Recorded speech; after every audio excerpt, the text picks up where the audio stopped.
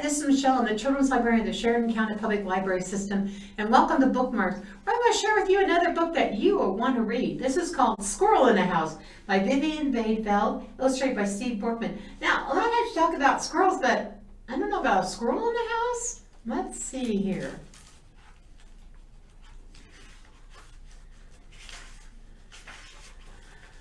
Twitch, the schoolyard squirrel. The dog who lives next door to the yard where I live tells me that people call dogs man's best friend.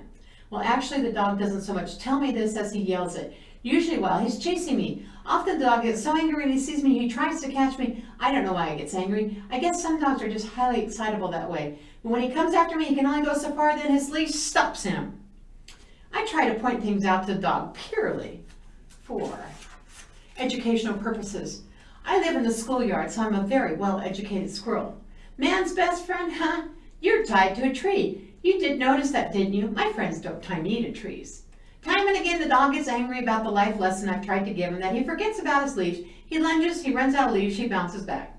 Very calmly, not to tease him, but to explain the way things are, I say to the dog, I think it's squirrels who are man's best friend. That's why the man who lives here ties you up so you can't bother me.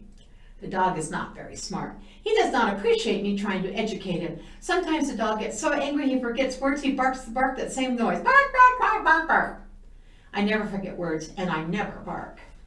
Still, the man who is not the dog's best friend is not very smart either. He doesn't realize that he doesn't have to tie the dog up to keep him from catching me. I can always climb a tree to get out of the dog's reach. From the tree, I can drop walnuts onto the dog's head, purely for educational purposes, of course. Inside versus outside. Another way that squirrels have a better life than dogs do, besides the whole tied to a tree with a leash thing, is that dogs sometimes have to go inside with a person. Squirrels never have to go inside. Well, we do go inside trees when there's a hollow, but that's only if we want to, and that's not the same thing anyway. Inside for dog means even more rules than dogs have when they're outside. Inside means no running around as fast as you want to, no digging, only eat what the people decide you're hungry, wait for the people to tell you you need to poop or pee. I know all this because I sometimes hear the man who lives with the dog explain the rules. Sometimes he explains them very loudly. There are no rules for squirrels except for the obvious, don't let the owls catch you. Dogs don't have to worry about owls. Dogs think that's because they're so much bigger than owls. I think it's more likely dogs don't taste good and that's why owls don't eat them. So we squirrels get to run around as much as we want to, which is good because we usually want to. We can dig whatever we choose, which usually means that we bury our food to hide it for later. We can eat whatever we want so long as we remember where we buried our food. And of course, we can poop and pee as we see fit. The sense of that goes without saying. The dog who lives next door to my yard, which is bigger than his yard, by the way, not bragging, just saying, the dog tries to convince me he is better. It's about to rain, Squirrel, he says, sniffing at the sky. Master will bring me inside when it's nice and dry and you'll be all wet. I like rain, I tell the dog.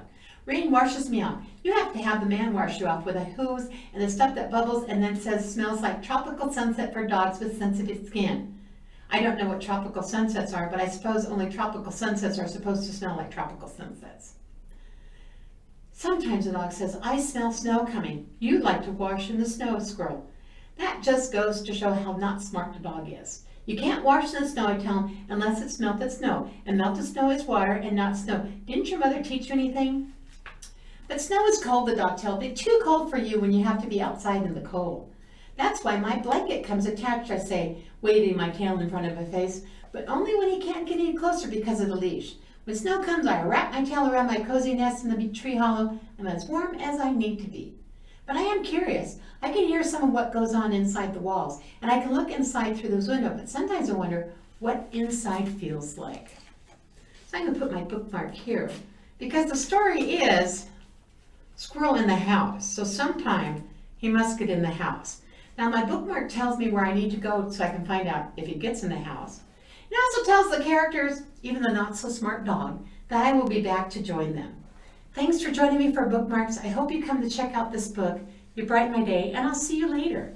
Does he get in the house? I'm going to just read a little bit more here. Oh, yes. Okay, that's not going to be good. Uh-oh, he is in the house.